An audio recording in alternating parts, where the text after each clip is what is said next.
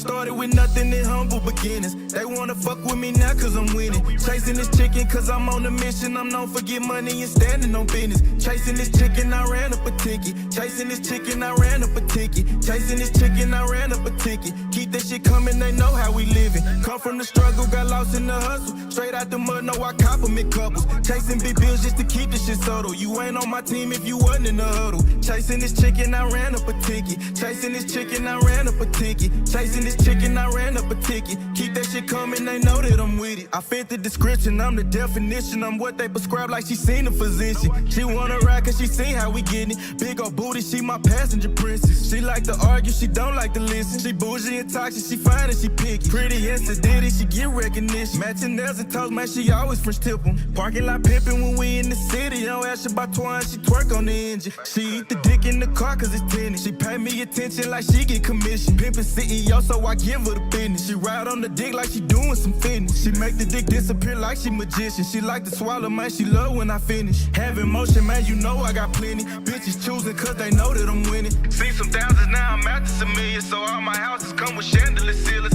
Pillow talking, man, that shit just ain't in me. Keep it pimpin', I can't do no pretending. Jealous hearted, man, you know I ain't with it. Cuffin' hoes, I can't do no commit. No, we started with nothing in humble beginnings. They wanna fuck with me now cause I'm winning. Chasing this chicken cause I'm on a mission. I'm known for get money and standing on business. Chasing this chicken, I ran up a ticket. Chasing this chicken, I ran up a ticket. Chasing this chicken, I ran up a ticket. Keep that shit coming, they know how we living. Come from the struggle, got lost in the hustle. Straight out the mud, no, I compliment couples. Chasing big bills just to keep this shit subtle. You ain't on my team if you wasn't in the huddle. Chasing this chicken, I ran up a ticket. Chasing this chicken, I ran up a ticket. Chasing this chicken, I ran up a ticket. Keep that shit coming, they know that I'm with it. Oh man, double tap the screen, shut alive out. Is the audio better, chat? I took some time out to play with the audio. I need to know is the audio sounding a little better in here. Double tap that screen, shut alive out, man. We got an action-packed episode, but we do have to get the likes up as soon as we get in here, man. We still in intro mode. Y'all know what time it is. I'm a saint, but I sin. I checked in the game to win. I left, she loving me again. I let her cry out the bins and they say time heal. Mine still felt like it was yesterday. How we're moving fast, probably too fast to even catch the play. Spend the night, she pack a bag, right to me, just getting gas. Coming back, I want it bad. I'ma touch it first, eat it last, it's temporary.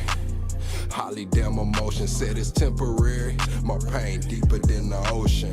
Temporary feelings mixed with temporary pleasures. All these temporary moments and these temporary treasures. Temporary circumstances to temporary measures. Temporary friends and even temporary schedules. Temporary smiles and temporary goals. Temporary women sliding on temporary poles. Temporary comments and temporary trolls. I just pray that God bless me. Ain't no temporary souls. I'm a saint, but I sin. I checked in the game to win. I left, she loving me again. I let her cry out the bins and they say time heal. Mine still felt like it was yesterday. How we're moving fast, probably too fast to even catch the play. Spend the night, she pack a bag, right to me, just getting gas. Coming back, I want it bad. I'ma touch it first, eat it last, it's temporary. Holly damn emotion said it's temporary. My pain deeper than the ocean.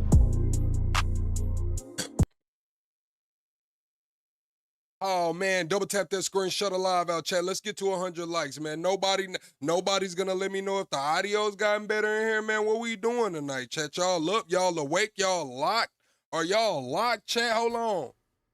Welcome to the greatest damn show on YouTube. Cypher, appreciate you starting off the show right, Cypher. We got Cypher with the $2 and the $5 super chat, man. Are y'all locked in? I need to know. Are y'all locked in?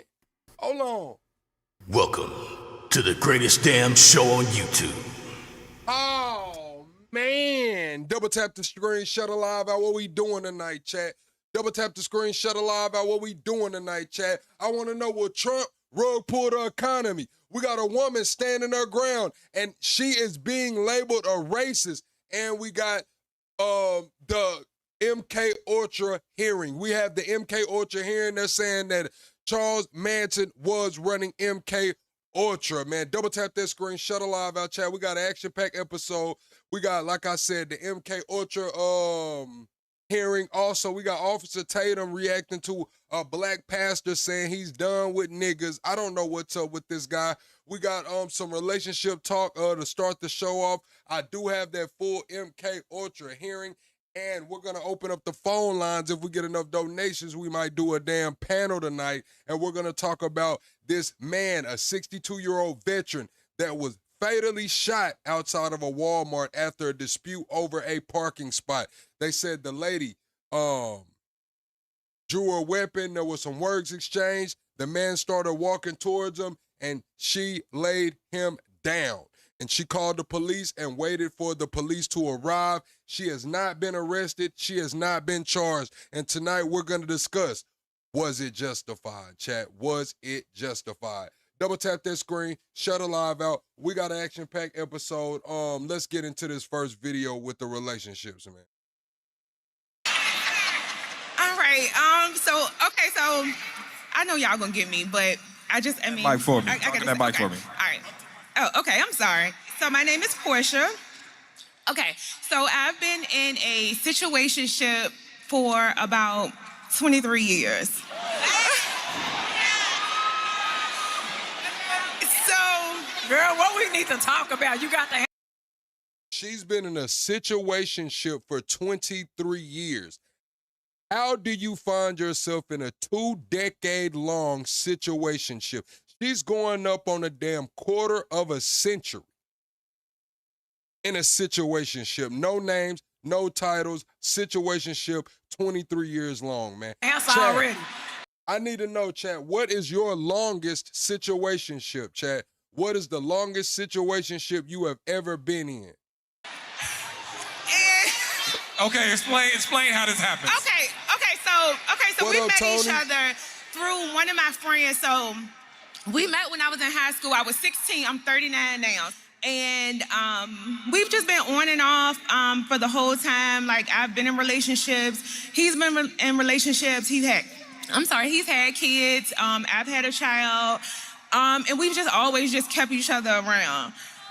So what does that mean? Like, so you went on and you kept him around. Like, what does that mean? 23 years old, y'all had other relationships. He had kids, you had kids, but like, were y'all still linking up during that time? Were you still reaching out and checking on him? Like, I'm trying to understand the dynamic of why is this considered 23 years? Right now, I'm single. And he's still in his relationship with a person that he did have a child with. And she just had a baby, y'all. Don't judge me.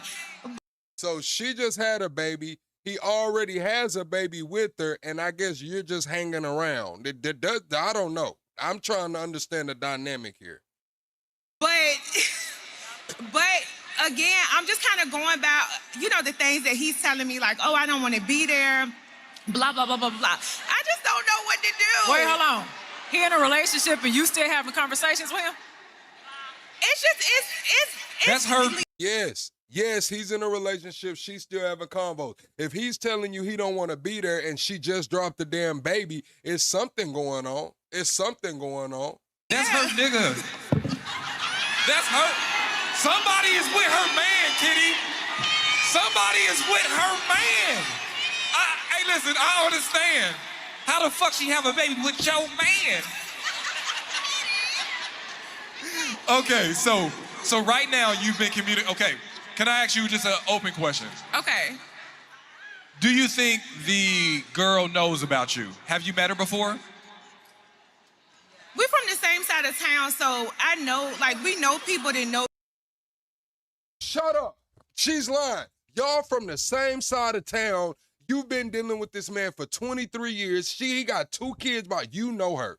You know her. Don't want to hear you know her people. You know her. Y'all go to the same graduations. Y'all probably went to the same damn school. You eat at the same places. Your ass go to the same block parties. You go to the same clubs and get drinks bought for you by the same nigga. You know her. You might not be friends with her, but you know her. Know each other. I don't think that she know about me, though. So okay. Give it 3 weeks. No. Give it 3 weeks. No, listen. So basically, y'all are able to communicate low-key. And that's how it's been because sometimes you were in relationships. Right. So hold on, look, be honest. Don't lie. I'm not. Are y'all communicating sexually? Yeah, we do, and it's good. Hold on, before. So now she getting cracked. So that just let us know. She's getting cracked now. He just dropped the baby, got a new baby that just came out. The baby mama has another baby. She's saying it's 23 years because he never stopped cracking. He been cracking the whole 23 years. She been letting him crack the whole 23 years. So I want to know, chat, is this woman a homewrecker? Is she a homewrecker? This man is with his baby mama. They got 2 kids. Just dropped a kid. She's saying that they've been communicating the whole time. She done had some more kids, but they're still cracking. Is she a homewrecker, chat? Is she a homewrecker? Let's warm this question up. Hold on. Time out. What she say? Okay, hold on. Kitty, no, it might be something else to happen. Okay, come back. Okay, I'm back. Listen, Okay. let me ask you this question. Okay. Be honest, don't lie. Okay. Have you ever cheated on a man with him? Yes, she has cheated on a man with him. I can tell by how she's just looking at him, talking about him, came up here in front of everybody and told their business. Yes, every man she was with, she cheated on with this nigga. He always had the, we call it, you know what we called it from the South, chat? We call this shit, clip this up right now, chat. We call this shit the green light special. Never red, never yellow. It's the green light special. Don't matter where she go, don't matter who she with, don't matter what time of the night it is. Pressing the eyes while she drives, she comes straight to me. Yes, the green light special. That's what he has. Yeah. Has he ever cheated on a girl with you? Yeah, that's Y'all what we belong do. together. I was just about to say, they belong together because y'all both ain't shit. Huh? What you say? What'd you say, Lance? They belong together because they both ain't shit. Yeah, okay. All right, so. The volume is low. Who volume low? My volume low? I turned it down because I was peaking. I turned it up a little bit. So let's warm this. All right, so the recap is, so we all have an understanding. What's They've been up, on and Richard? off a situationship for 10 years, or 20 years. 23. 23 years. 23 years, man. Chat. I'm in my early 30s. And 23 years is a long damn time, bro. A long time, bro. And they both sort of been in other relationships. They both had kids, but it's been something special there that keeps drawing each other too. And y'all, it's so special that y'all compromised other relationships for this. So right now you at the mic is like, hey man, is it time to just say? So I'm going to be honest with you. This is a lesson. This is an underlying message right here, chat, too. She's never been faithful. This woman doesn't have a faithful bone in her body. She said that the entire time they started messing around when she was 16 and they've been in a situationship for 23 years. So that means from a teenager all the way until you're 23 years later, you're 39 now. You have never been faithful. She has not a faithful bone in her body. It was always a green light special for that nigga. Straight up. Stay woke. Hey, fuck everybody else and just let's do this because we can't stay away from each other, basically. I mean, and again, like I say, What up, Cakes? I've tried. Like, so I would go. So our friend that we had in common, that Talking we to met, Mike. the friend that we had in common that we met through, she passed away about 3 years ago. So he was just like, okay, so since she's, okay, so I can't say names, but since she's gone, we got to make sure that we stay in contact with each other because I would. Now you got somebody in here named Future saying, I'm weak as hell, I'm him. Listen, Future, ain't nobody weak as hell and ain't nobody worried about you. If you was him, I don't think you would be in my YouTube chat just looking around pondering and shit. You're definitely not him, nigga. Go on about my business, and like he got mad when he found out that I had a baby. And you know, he's just always just like, I don't know. When the last time y'all had sex? 2 weeks ago. Newborn. Baby at the crib. He just cracked 2 weeks ago. 23-year situationship. 23-year situationship. He got a newborn at the crib. She just said he cracked 2 weeks ago. Not only did he crack 2 weeks ago, Chad, she just came up here and told the whole fucking world. People in her city know who she is. She wanted to tell the world. She wanted to be a homewrecker. I'm just gonna say it. I asked y'all, was she a homewrecker to begin with? It's not even a debate anymore. It's not even a debate. Y'all stay on the same side of town. You've been dealing with her nigga for 23 years. You think she don't know about you, and then you get up here and tell the world? Oh yeah. Oh yeah. Oh yeah. You know what? You know. What's up? You know. All right, I just don't. Okay, we're gonna wrap this got up. 20 minutes left. Okay, all right. Kira, what's your thoughts? This is George Bush's fault because what we are looking at here is a child that was left behind. This man has dealt with you for 23 years. Let's do the breakdown real quick because I'm gonna give it to you raw as a woman. Okay, I'm listening. I'm gonna say this, Chris, you said he's guilty too. He is guilty. But at the same time, he's looking at it like that's been his bitch forever. That's been his bitch forever. Since he was 16, bro. He been cracking for 23 years straight since they was 16 years old, man. He's having his cake and eating it too. I'm just gonna be honest with you. Right now, he's having his cake and eating it too. 23 years, this woman has always been there. Drop of a dime. Hurry up, Craig's in trouble, come quick. That's the type of energy she's giving. Green light special, crazy. 23 years, he's had relationships, but not with you. 23 years, he started a family, but not with you. Right. Now he's in a relationship with another woman that he doesn't want to leave, and that other woman is not you. For 23 years, he's consistently not chosen you. Right. And he's liking someone enough now to go, you know what? I met somebody that I might want to choose. I met somebody that I might want to be with and build with. Bro, I'm just gonna be honest with you, Chad. This guy and this woman's situation is, she was the perfect side bitch. Never got with her. Always was cracking. Didn't matter if she had a man, didn't have a man. Didn't matter if he had a girl, didn't have a girl. She played the side bitch role to a fault. Now here she is, 23 years later, pushing up on 40. The man of her dreams got 2 kids, not leaving his baby mama and shit, and she wants to tell the world because she's a bitter bitch. Let's just put it all the way out there. She wants to tell the world because she's a bitter bitch. She played the side piece role to a fucking T.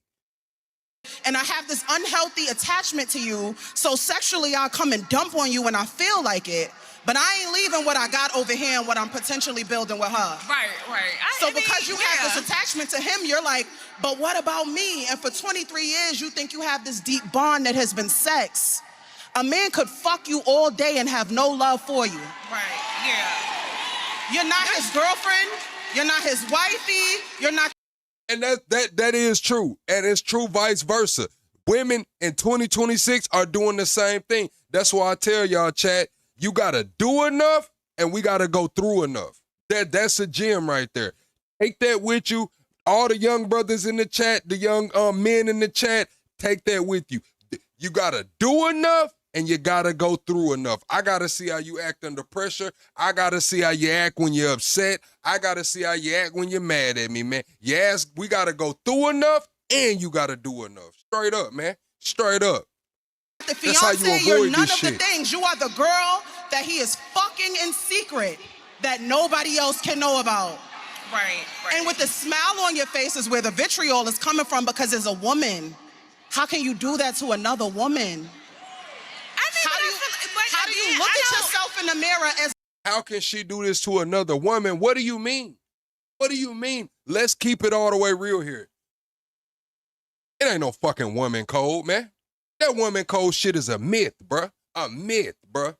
A myth in 2026. You got some outliers, some accountable women, some upstanding women, but let's just be fucking honest, man. That shit is a myth. She has no shame. She doesn't care. She's feeling like that the baby mama got her nigga. She's actually she feels disrespected. Think she feels shame? No, she just came up here and told the fucking world her business. There is no shame there. There is no shame. As a woman and go, I'm okay with hurting another woman like that by sleeping with the person she's in a relationship with. I mean, it's been done to me before. So that's Exactly. There is no shame. And she just proved that there is no shame because there is a cycle now. She's justifying her actions because it has been done to her before. So now she doesn't care. She's knocking on 40 and now she wants to get this baby mama out the way because she's hopeful that this man will choose her. And he won't. And he's not. Fucking crazy, bro. your trauma.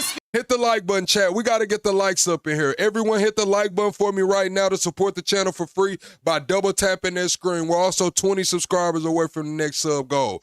Remember this. You got to do enough and go through enough. Do enough and go through enough. Speaking. Whoa, That's your trauma speaking right there. Did you say it's been done to you before? Yeah, I mean, it has been done to me before. So that justifies your behavior? No, it doesn't. It doesn't, and I'm not saying that. What's up, Laurie? Okay, hold on. Let me. Yes, you is saying that. Now, I want to make sure that I didn't miss this. You told us that he's still dealing with somebody or the person that had his child or something like that. Mm-hmm. And you just slept with him 2 weeks ago. Yeah. Let me say this. That I don't care energy. I don't know exactly where this is gonna land. I hope and pray.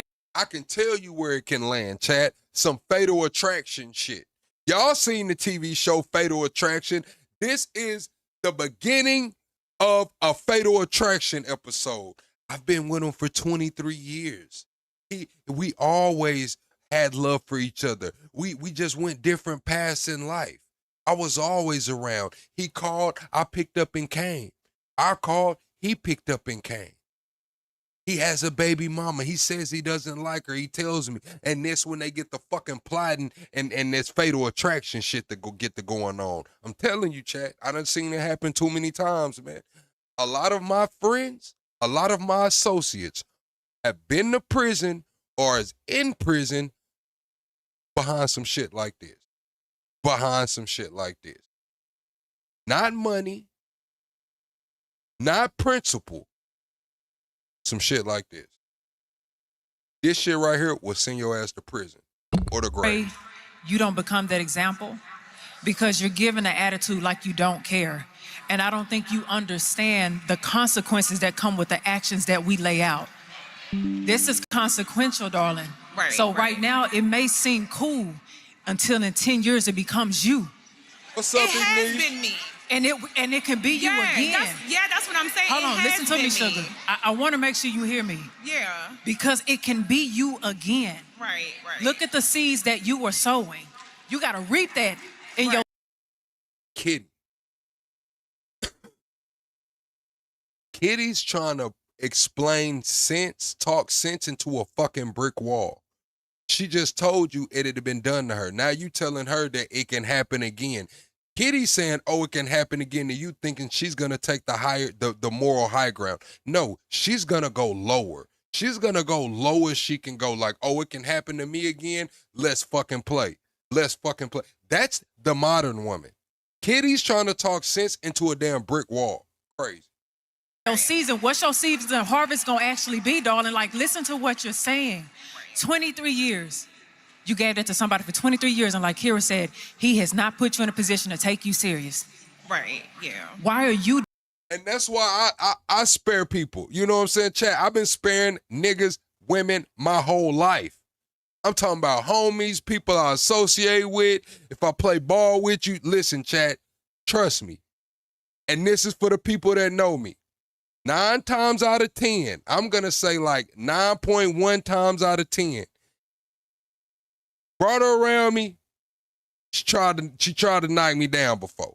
And I passed on a lot of you niggas women. A lot of them. Just gonna be honest. doing that to yourself. You said you're trying to break that. No, you're not, because you keep sleeping with him. Don't try to make yourself believe that. Don't gaslight yourself into believing that. The reality is you keep opening up your legs, which is a portal to your heart, your mind, your soul, to this man. And everything else that he's doing, you are breaking yourself. And you said you 39? Yeah. Your 40s are about to be another transition. Yeah, that's true. That's going to be a different transition. Right. You will end up grieving what you did in the past. You got to live with that. If I were you, I'm hoping that this is landing on the right. And I'm gonna be honest, chat. I didn't spare nobody, woman. Damn. Again. Hold on. All right, chat. But yeah, I didn't spare nobody's woman because I thought, oh, this could happen to me. That wasn't my train of thought. I spared these niggas women because I didn't want to be in some fatal attraction shit. And I had some integrity. Straight up. I knew it could happen to me. It could happen to anyone. That's not going to stop anyone from doing something. I did it because I got some integrity and I don't want to be on no fatal attraction shit, man. I'm not finna have niggas hunting me down, stalking me down because they felt like I cracked. No. I'm going to let you keep your bitch. And we just going to move on like that. So because I don't know, because you came in with a I don't care attitude. You will one day. What's up, XX? And I am very big on whatever you do goes down to your children. I'm going to say that till I can't say it anymore. And then it goes down to your children's children and their children's children. It has to stop with you. 23 years, he has showed you that. I remember one time, Chad,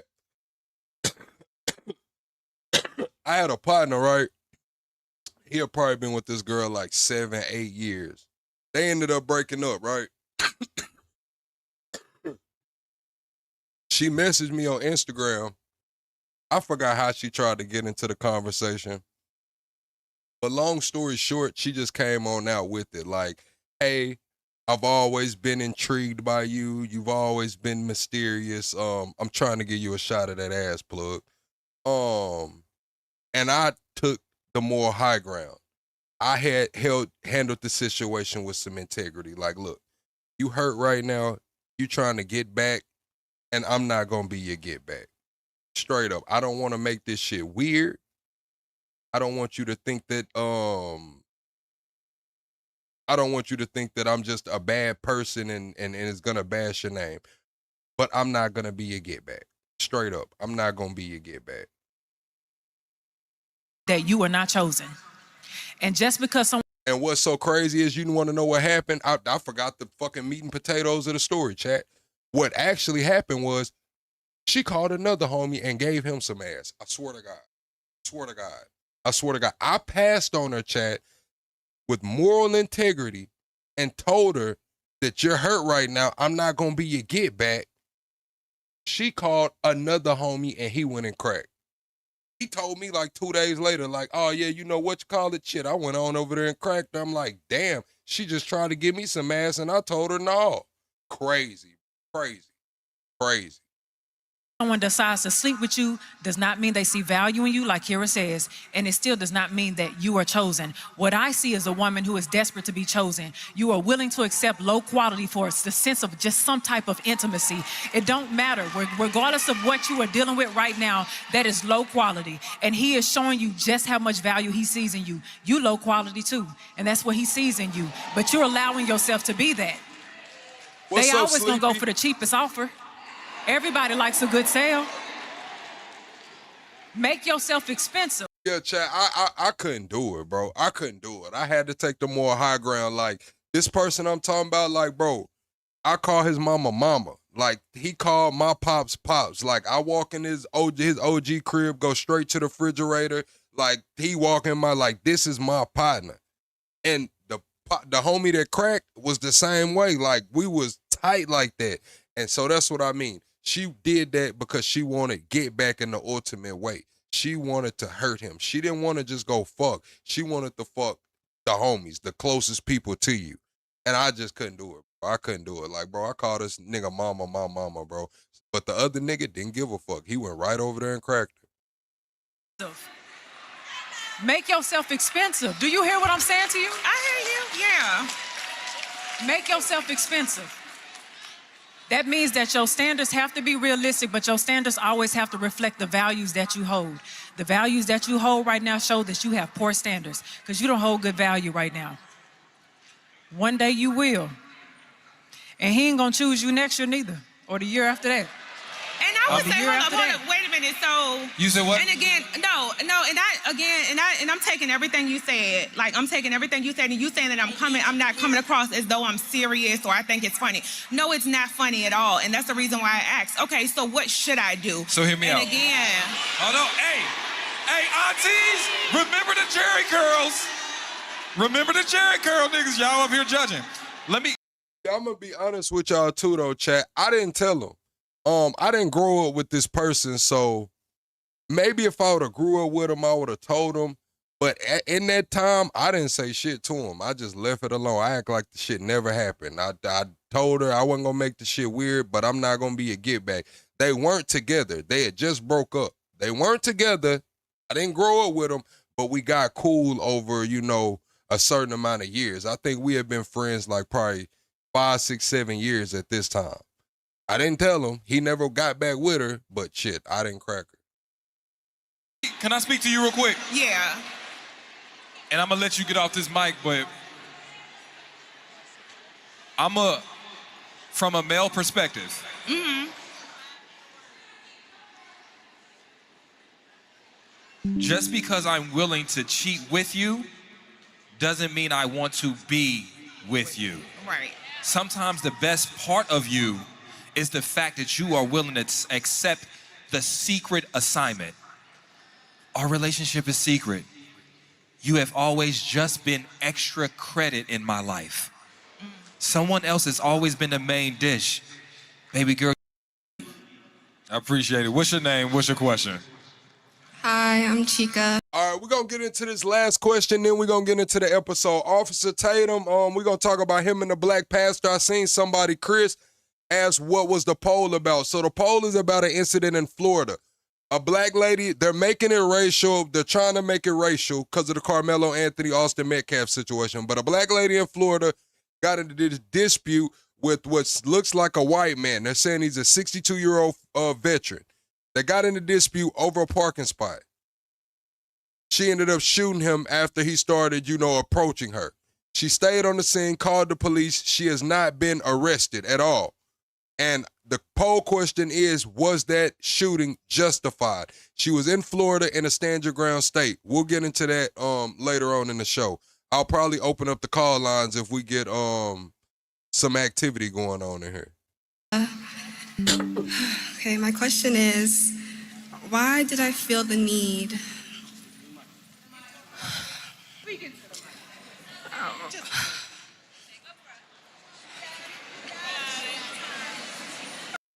So why is she up there shaking? Like, why do they have these cards?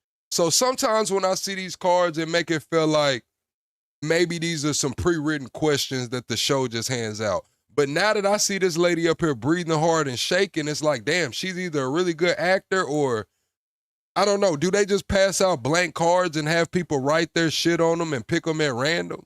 Is that what they're doing? Why did I feel the need to sometimes give my body to men What's up, who Jose? don't deserve it?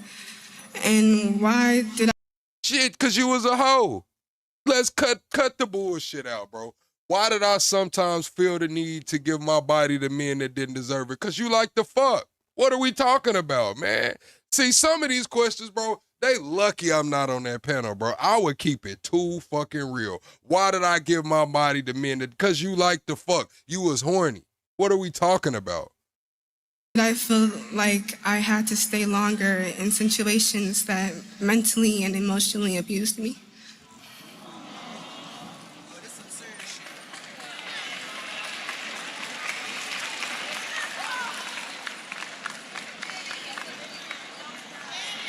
Thank you.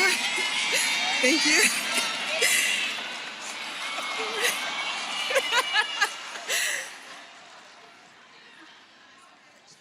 Okay. Oh, Jesus. I don't like when people cry. Man, see, Chad, I promise you I couldn't be on that panel, man. I'd be like, hey, man, drop all the motherfucking tears in here, man. First of all, you went through a whole phase. A lot of y'all motherfuckers go through that. You know what I'm saying? You was getting bust down, ran through, whatever went on. Now, because of that whole phase that you went through, you thought you would always be a hoe. But now you could be a reformed hoe. You can go find you somebody in church, give your life to God, and, you know, it'll be all good. Or you could do what all the other women do. You know what the other women do, chat. They say that they just don't sleep with anybody for like 6 months to a year and they reclaim their virginity. They just reset that thing. Don't sleep with somebody for 6 months, maybe a year. Oh, 2 years? That's a brand new car. Come on, chat. Like, cut it out, bro. They would kick me off the show, bro. They would have kicked me off that bitch. You ever been chosen? No. You ever feel like you were someone's first option? No. You ever feel like you were a priority? No. That's the reason. Sometimes when we have not been chosen before or felt like we were the first option, even the worst feels like I'm chosen. And this is another thing too, bro. Like, everybody ain't for everybody, bro. Like, if you need to work on yourself, man, you just need to work on yourself, man, or date somebody that, you know, like, come on, chat. Like, cut it out, bro. Cut it out, bro. Cut it out, bro. Like, come on, man. This shit is elementary. Shit. Even when someone gives me poor effort, even when it's just sex, it still feels like I'm chosen by someone. And we tell ourselves that as long as we get just an ounce of their attention, that I'm good enough, that I matter. And we stay in that same cycle because each time we get that from that person, we get a hit. And then when they gone, we need that hit again. And it starts to feel like we're addicted to that hit. You are addicted to someone giving you a false sense of choosing you. You're addicted to those things. And what's so crazy about this is there were probably plenty of men that would have chosen her, would have put her on a pedestal, would have been very good to her. But you know what she did to those men? She overlooked them. She didn't look their way. She didn't give them a chance. She rubbed them off, probably was passing her notes, asking for a phone number, DMing her. She rubbed all of that shit off because she had a certain aesthetic or something that she wanted, and she went after it before she worked on herself. Like, come on, bro. Cut it out, bro. Cut it out. Oh, Jesus, okay. It's a reason why when I talk to young women specifically, I talk to a lot of young women less than 30. It's a reason why I tell them it's important that you understand who you are first before you deal with other people. I bet every man that she chose was a hoe. Every man that she chose was a hoe. You know, get this lagging shit. I bet every man that she chose was getting around. Like, she thought that she was finna find a man who was out here doing whatever the fuck he wanted to do and settle him down. I guarantee you that's what happened. Hold on. Hold on.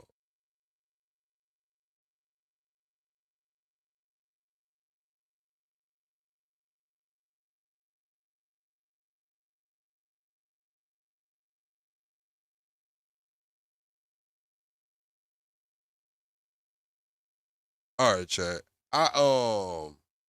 I'm editing the video in the background, so shit, I had to stop that damn render. That's why I was lagging. We back. People. You need to know how it feels to choose yourself before you put that much power into somebody else's hand.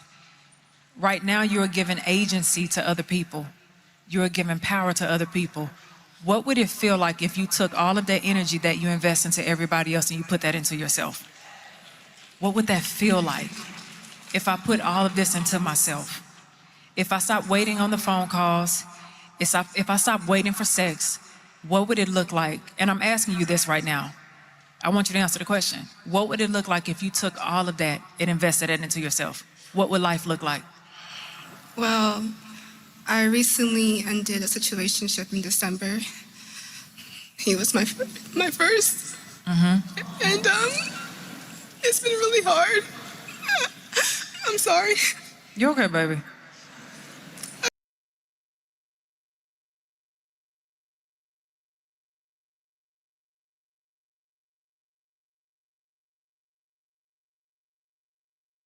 Did y'all not catch that? Through all of the tears. Through all of the tears, through all of the stutters, through we get the damn truth. You just ended a situationship with your first, but you came to the panel and said, why do I always go through this? So you've been with multiple men. That's why I started the video off saying you was a hoe. You like the fuck. You started the video off by saying, why does this always happen to me? Like it's happened multiple times, but you just said that you just now ending a situationship with your first. So again, this is the second girl in a row who has been getting cracked by one nigga the whole time she has something else going on. You in whole other shits and you got this nigga still cracking. Back to back. The second girl in a row. It's crazy. Crazy. And got the nerve to get up here and cry. I've been trying to do things for myself for the first time. I'm 27. I do that. I do that now, but sometimes I feel like I'm working on myself, and then sometimes I feel like I'm just lost. Like, okay, man, let's get her out of here, bro. I've heard enough. I've heard it. That shit, bro. That shit, bro, is crazy. Talking about I just ended my situationship with my first. Man, what? What are you talking about? You just got on the panel talking about why does I always choose the wrong men who only want me for this? What? Don't judge me. He said it. Roll it. You can't manage. You can't trust me. I've been working with him for 45. Now, Officer Tatum starts his video out by saying, don't judge me. He said it. Nigga, you act like you was the last coon that was born or the first coon that was born. Like, come on, Officer Tatum. The coons of a feather coon together, nigga. 5 years. A just ain't gonna do the right thing. He got an attitude about everything. Pastor Manning. He ain't for the black man. He's against the black man. Then you got rap music. Damn. And it gets worse. Our youth today, they're like a bunch of monkeys. Before we get there, I want to tell you guys about Verdict. Best bourbon on the market, smooth, every single restaurant. Growing up, pastors used to have a level of decorum, right? Meaning that they say the things that are truth are things that are truthful. What's up, Gito? But they don't use vulgar language and all kind of other stuff. Chat, I need y'all to hit the like button for me. Everyone double tap that screen, hit the like button. Let's get the likes up in here. We're 15 subscribers away from the next sub goal, man. We're 15 subscribers away from the next sub goal. In conjunction. But this pastor here says the wildest stuff I've ever heard in my life from a pastor. But the crazy thing is that although his delivery is crazy, the stuff he be saying is correct in a lot of ways. Don't judge me. He said it. Roll it. I know I got blue eyes. I know I got blonde hair. But mama, inside, I'm a I want to be a Mama, I want to be a Mama, I want to eat watermelon. I like hot sauce. I like a basketball, and I don't want to work. Mama, I'm a nigga. I ain't no white man. I know I got blonde hair, but mama, I'm a nigga. Can you take me to the doctor? Can you take me to a doctor? I want to be a Mama, I'm a nigga.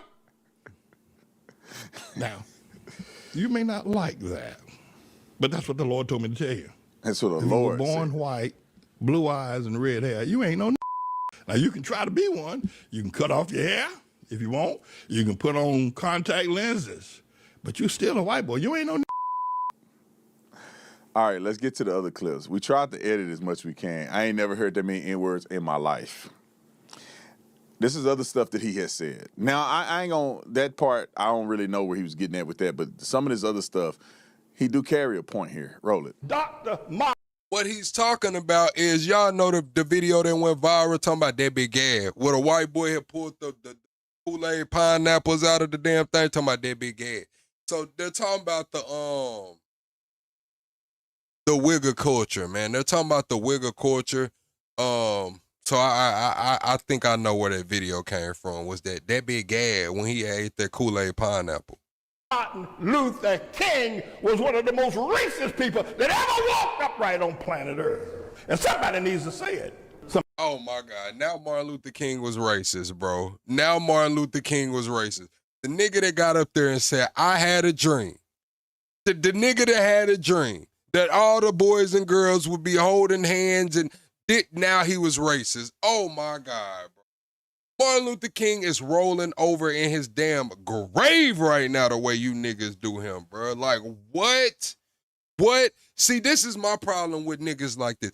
These are the same type of people that'll be like, oh, respect Michael Jackson and respect Tupac. They're past. They can't speak for themselves, but they'll sit here and kick Malcolm X and damn Martin Luther King down the fucking road, bro. This shit is crazy to me.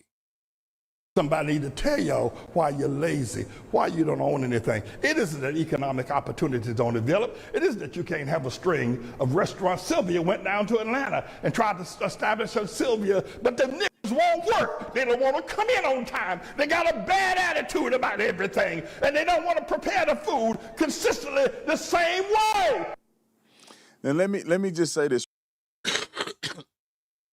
And that's another stereotype. Like, let's be real, bro. I've worked in damn near all black environments. And I mean, we had the best center in the state. Like, let's just be honest. We had a damn near, in management, it was one white lady. On the floor, it was like maybe 2 white people in the building, 3. Between now medical staff was a little different. Medical is all white folks. I'm just gonna be honest. Medical is all white folks. But on the floor and in management and quality, it was all niggas. Look, I'm just gonna keep it real. It was all niggas. And we had the #1 center in the state. That's crazy, bro. Just real quick. I'm telling you, as sure as I'm sitting here, everybody's grandpa, if you sit down and ask them, what you think about the new generation of people, they say the same thing he's saying. They say it, but they don't want to say it in front of white people. That's the whole crux of this stuff. People do not disagree with me. I had one of the most prominent activists in America on the black side call me today. I disagree, nigga. We talked on the phone. I don't think that a lot of these people disagree with what I'm saying. They just don't like me saying it in front of white people. Because when you grow up in a neighborhood where it's sometimes that's true. Sometimes that's true. Bunch of and they cutting up. Black people that got sense, they sick of this. They sick of these young people going around tearing up everything and acting a fool all day long. They say the same, stay away from these. Get away from it. When I get some money, I'm moving away from all of this. That's the thing. The problem I have with Officer Tatum is that he wants to excommunicate himself from the blacks. He wants to excommunicate himself for the blacks, but wants to be a black spokesperson. It's like, how can you be a black spokesperson, but you want to excommunicate yourself from black people? You don't want to reach back out to the community. You don't want to do that. I see you getting money. I see you shining. You just posted your Ferrari, nigga. We know you getting money, but it's like, what are you doing to get us out of this situation other than stomping and just running all over black people? Nothing. Well, if you are doing it, we would like to see it. I appreciate you. Keep doing it. But from what I've seen, you just kick black people in and excommunicate yourself from the black community. That's the problem. Yes, we know the black community has some problems. The problems do need to be addressed. But when you say that I am excommunicating myself from black people, but try to be the black spokesperson, it doesn't make sense, nigga. It doesn't make sense, nigga. We see you shining. This is what black people think. What's and up, this guy OG? saying it as a pastor, and it's crazy. All right, come on. Now think about this. How stupid black. Think about when white folk look at y'all while they follow Donald Trump. How stupid these black people are. First they say they're Muslim. That don't work. Then they say they're Jews. That don't work. Now they're saying Jesus is black. Damn. I mean, has anybody ever taken the time to look at how stupid black people are? Now Black Lives Matter. For what? I'm tired of the Democrat Party. And then this is another thing, bro. Like, he's saying black people are stupid for saying Jesus is black. So what was he? What was he? If he wasn't black, what was he? Because I'm just saying, the Jesus that I see on all the little pamphlets and shit getting hung out, that don't make no sense to me. I'm just going to be honest. So if he wasn't black, what was he? Making out of our women and out of our men. I'm tired of it. I'm tired. I've had enough of it. I've had enough of it. The man needs to stand up and be a man. Stand up and take back our community. Stand up and tell the truth. And Al Sharpton needs to go. He needs to be off television tomorrow. He needs to go. You look at the children that are suffering, ain't got no daddy, and watching mama and some nigga dragged in off the street having sex because all they got is that one room. And the daughter's watching, a 3-year-old daughter's watching sex going on. It needs to. Now, he ain't lying right there. He ain't lying right there. And I'm just going to be honest. This shit is not isolated to the black community. That's the problem I have with him. He's addressing, he's talking to black people, but the way that they're trying to frame it is like it's only black people. Oh, no. Oh, no. The white baby mama's getting cracked. The Latino baby mama's getting cracked. The black baby mama's getting cracked. The Irish baby mama's getting cracked. The Italian baby mama's getting cracked. The Guatemalan, the Salvadorian, the whatever, all the baby mama's getting cracked. It just cut it out. All the baby mamas getting cracked. And if they ass got a 1-bedroom, guess what? They still getting cracked. Stop! Free bus ride. Rent free. There go the again. Government, gimme.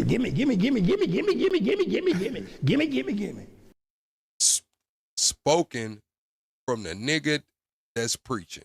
The nigga that's up here. See, the Bible told us about people like this nigga right here, man. The Bible spoke about people like this. I'm just going to be honest. This is why Jesus flipped them tables. Shit like this is why Jesus flipped them tables, man. He's in this bitch on a 5-0, whatever, 3C, 5-0, whatever C it is, tax exempt. He's getting all of his damn church donations and shit, asking for revival money, need money to go over here and preach and shit, but he wants to talk about niggas wanting some handouts. You up here kicking in the backs of niggas, bro, like this is preaching? This is preaching.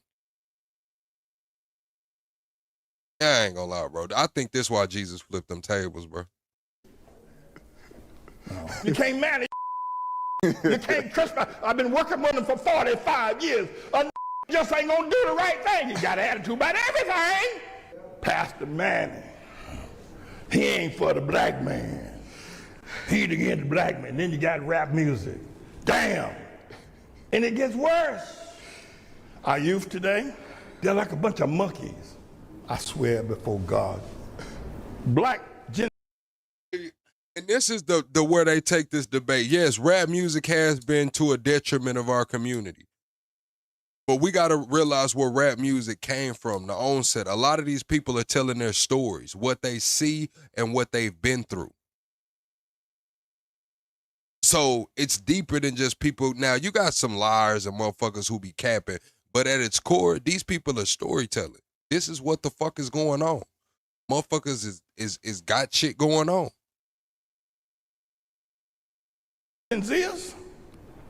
Somewhere between 15 What's up, Ms. Bones? and 30, they're like monkeys. They're like marauding monkeys. Turn loose on shopping malls, restaurants, running amok, knocking over things, fighting and shooting and killing, half naked. They're like monkeys. Send that back to the jungle. Stop Mondani. Stop him. And stop him now through my candidacy. And this is the thing, like, we're going to sit here and give Trump credit for having America's murder rate to its lowest time since damn the inception of the country. What are we talking about? When we got people like the mayor of Baltimore getting the murder rate from being one of the highest in the countries to the lowest levels they've ever seen, what are we talking about? Didn't he say he cleaned up Memphis by sending the National Guard? What are we talking about?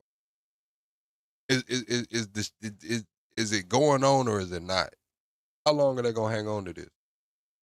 The candidacy of Pastor James Manning, that's me, to be the mayor of the city of New York. So I think he ran for office, man, which is crazy. You know, I just want to show this, and then we're going to play the cartoon character that I swear is the same person. I think Boondocks watched Pastor Manning, and they made a character out of Pastor Manning. But let me just say this real quick. Yeah, and I know this gonna piss a lot of y'all off, but I'm not mad at what Mamdani's doing. I think Mamdani's good for politics. I think Mamdani's good to come in and shake up the room and let people know, like, hey, the shit you doing is not working, and it's not working to the point that they'd rather choose this shit. Yeah, Mamdani's good for politics, a little checks and balances and shit. Keep everybody honest. Straight up. He's saying it's not all fake and false, man. You go look at these videos I be posting, these people fighting in the street and twerking on cars and getting kicked out of stuff and always violent. It's not every black person, but it's enough of them that black people need to say there's a difference between us and them.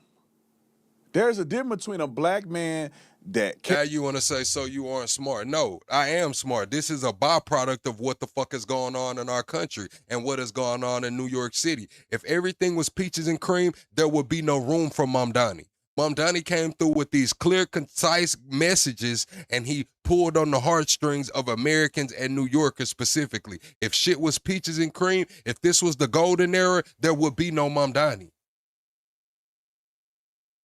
Carries himself well, take care of his family, work hard, believe in the American dream. You don't have to agree with everything in America, but you believe in the American dream.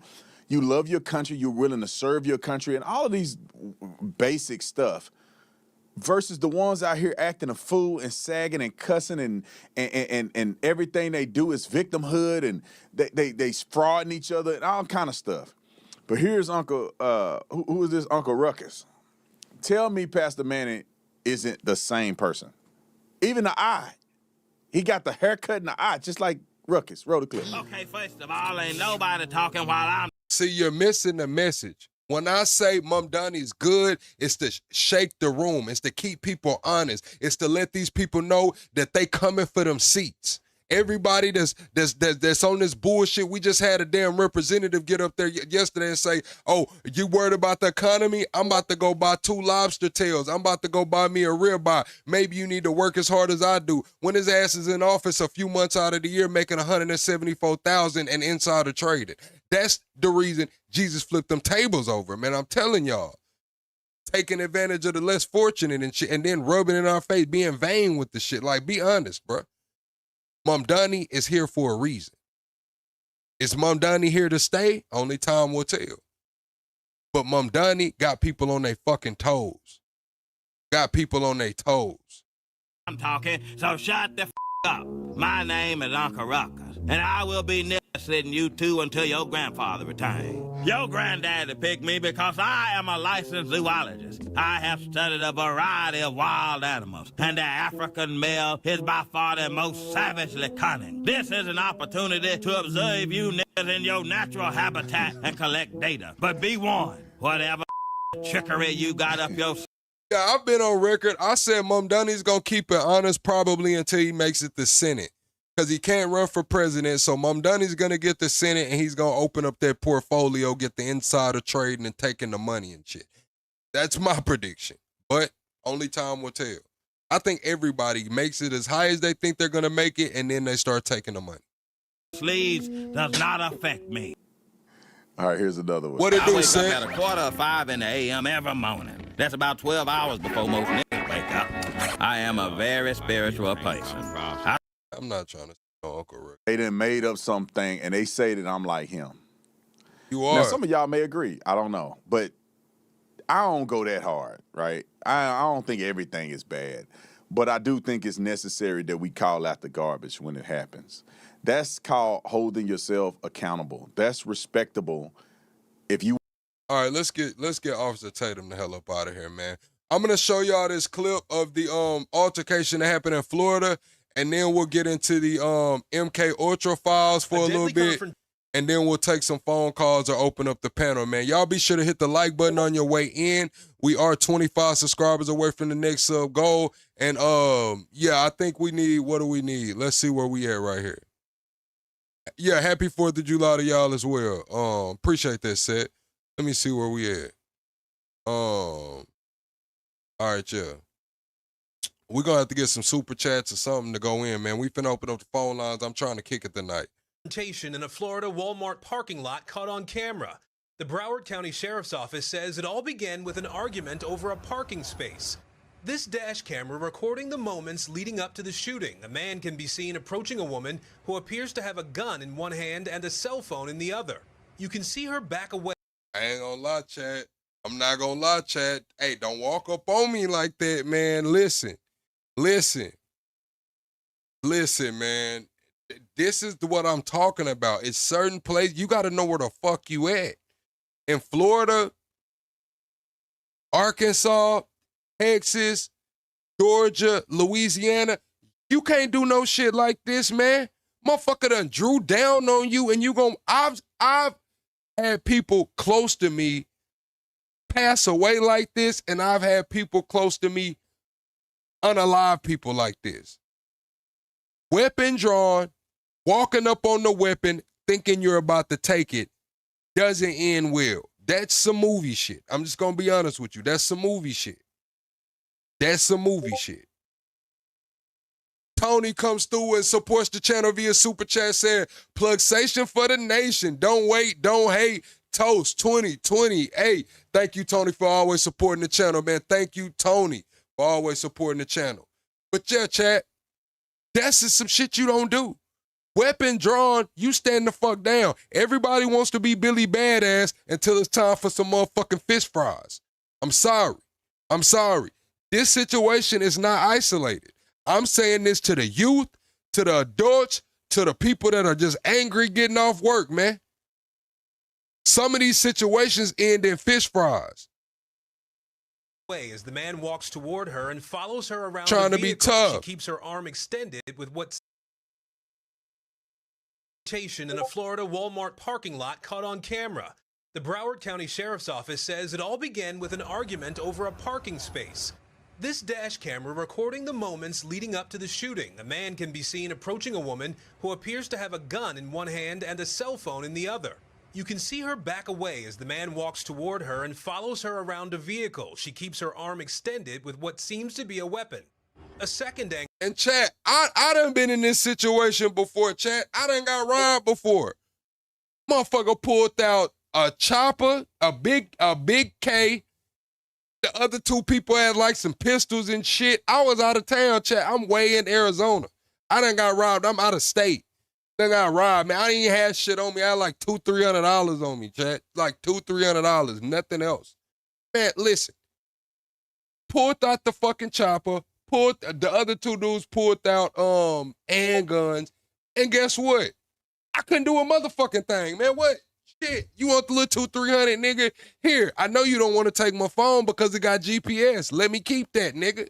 It is what it is. I'm going to get up with you when I see you. It is what... You got to know when to hold them. You got to know when to fold them, nigga. Angle of the incident appears to show the woman telling him to walk away before firing a single shot. The man falls to the ground, bleeding near his stomach. The woman then sets the gun on the roof of the car and paces around him. A deputy arrives minutes later. The woman gestures to the weapon before he puts her hands behind her back. There was police officers everywhere, and I did hear a woman screaming and crying. The shooting happened midday on Tuesday. Authorities have not named the woman, who they say told investigators she fired in self-defense. They identified the man. Man, she's in Florida. She is not about to be charged. If she was gonna be charged, she would have been charged. She was recorded. The man followed her all the way around the car. She drew her weapon. I'm pretty sure she warned him. He kept approaching her, got like 5-6 feet away from her. She laid his ass down and called the police and said, shit, don't send the ambulance. It's probably over with. If she was gonna be charged, she would have got charged then. They probably already gave her gun back. I'm telling you, chat, I've seen a situation happen like this in my life. shot the man, went to the station, gave him the gun, came home. They called him back not too long after that and said, man, come pick your gun up. It's over with. And is 62-year-old Bart DeGuglielmo. He was taken. She tried to rob him. And what the hell are y'all talking about? She tried to rob him, bro. Into the hospital with a single gunshot wound, they add, where he later died. The sheriff's office says once it's investigated. And then we don't know if he was trying to take the weapon. In one situation that I'm familiar with, like in my personal life, the guy was trying to take the weapon from the other guy. The other guy was young, you know, just now becoming an adult. And the guy that was trying to take the gun from him was, you know, an OG. He had been around, you know, well-respected dude.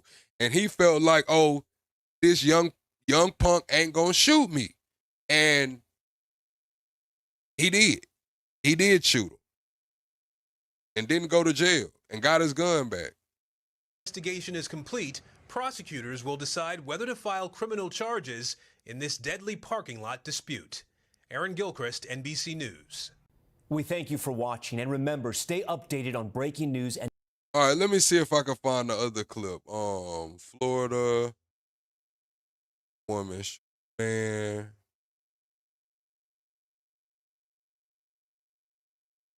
That's CBS Miami. Where's the actual? I'm trying to find her daughter, because the man's daughter spoke out. His estranged daughter. Well, they weren't estranged. They had just got back in contact with each other. Where is the video? This might be the video of the daughter talking. Say he was a 62-year-old veteran. Damn. A seemingly petty verbal I tell argument. y'all this shit every time, man. They're making this a racial situation because of what's going on with Carmelo Anthony. But I tell y'all this shit every night. Every night we cover some shit like that. Everybody's not playing, bro. Everybody's not playing. So you gotta move through life like everybody's not playing. You gotta move through life like everybody's not playing. That's why I don't get into the road rage incidents. I'm not flipping people off and cussing them out and shit, because I know everybody's not playing. And you know how I know everybody's not playing, chat? Because I'm not fucking playing. You pull over, try to run me off the road, some road rage shit. I got my kids in the car. Motherfucker might as well get the bond money ready. I'm just gonna be honest with you. Motherfucker might well, I know that I'm not playing. So I treat the world like everybody's not playing because I know I'm not playing. Over a Walmart parking spot escalated into a fatal tragedy after a Florida woman was captured on disturbing. Ms. Jones, don't tell me to just play the video. You go watch this shit on your own. You go watch this shit on your own, Ms. Jones. Tell me to just play the video. Go find this shit on your own. A seemingly petty verbal argument over a Walmart parking spot escalated into a fatal tragedy after a Florida woman was captured on disturbing cell phone video, horrifically gunning down a U.S. Army veteran. What happened to Bart DeGuglielmo, a retired U.S. Army Staff Sergeant who was shot and killed in North Lauderdale, Florida? Here's what you need to know. Shocking video obtained by WPLG. Talking about say the truth, she's a murderer. Man, listen. Call her what you want. Call her what you want. Whatever makes you feel better at night. Shit. Justified, obviously, she hasn't been charged. Shit. A justified murderer, if that's what you want to call her. Hell. G captured the moment an Army veteran was gunned down, seemingly in a petty argument over a parking spot in a Florida Walmart. The horrific cell phone footage captured the 62-year-old victim, Bart DeGuglielmo, seemingly exchanging angry words with an unidentified woman in the parking lot of the North Lauderdale store around 12:30 p.m. Tuesday. DeGuglielmo can be seen slowly. That's what I'm saying. Like, so we gonna sit here and say, call her all of these type of names and make it all racist and shit, because you say it what it is, black man. Why didn't he just turn around? Why did he keep walking up on her? This is a grown man walking up on a woman. She pulled out her firearm and did not immediately shoot. She walked backward. She was trying to get away, it looked like. Why aren't y'all holding this man accountable? Why couldn't he just leave her alone? Go to do his shopping in the store or whatever. All he had to do was leave her alone. It's not like she hawked him down. She didn't jump out and run him down. You didn't see her running after him shooting. Hell no. You didn't see her run his ass down. Don't try to make it seem like she just hawked this man down and took his life. That's not what happened. Yeah, she unalived him after he should have went on about his business. I up this fire and tell you to move around and shit. You might need to move around. Walking toward the woman as she backs away, with the vehicle pulling out from where they were arguing. The two shoppers can be seen repeatedly pointing at each other during the argument, and at one point, the man puts both his arms in the air as they stood in an empty parking space. DeGuglielmo appears. I just don't see how y'all aren't holding this man accountable for walking up on this woman with a gun. The moment she drew that gun out, everything from that moment on was pride and ego. Everything after the gun was drawn, everything from that point on was pride and ego, and it cost him his life. If she hadn't, you talking about she tried to rob him. She didn't try to rob this man. Why the fuck would she try to rob him with the camera on? To follow the woman around another car as she aims the gun at him before a single gunshot rings out. DeGuglielmo, a New Jersey native and retired staff sergeant, can be seen clutching his stomach before falling to the ground. Following the shooting, the woman can be seen placing the gun on top of a car while waiting for law enforcement to arrive, with witnesses reporting her screaming and crying. Deputies in Broward County said the woman stayed at the scene, cooperated with— Oh, and they in Broward, North Lauderdale? Yeah, she ain't finna go to jail, man. She is not finna— ain't that where Sheriff Grady and them, man? Man, listen, she ain't finna go to jail, man. She ain't finna go to jail, bro. That shit's over with, man. I'm sorry he lost his life. Prayers to the family. But pride and ego has killed many men. Many men have died behind pride and ego.